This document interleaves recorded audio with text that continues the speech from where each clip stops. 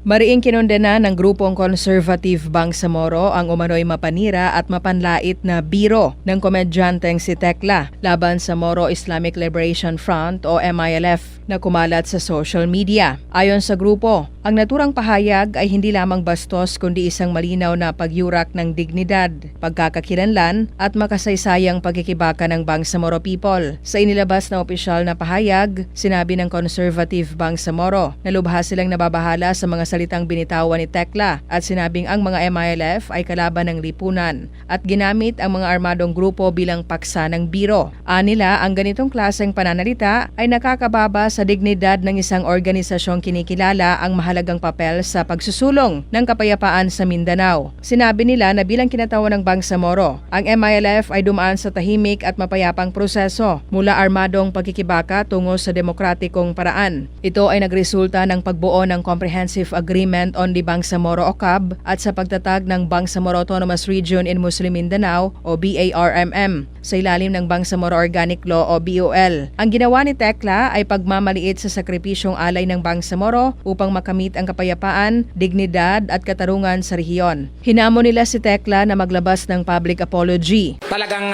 mga kalaban natin sa lipunan like mga NPA, wala na yan.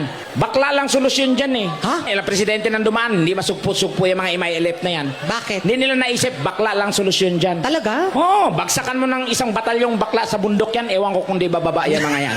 Rufa Mocalid, NDBC, Bida Balita.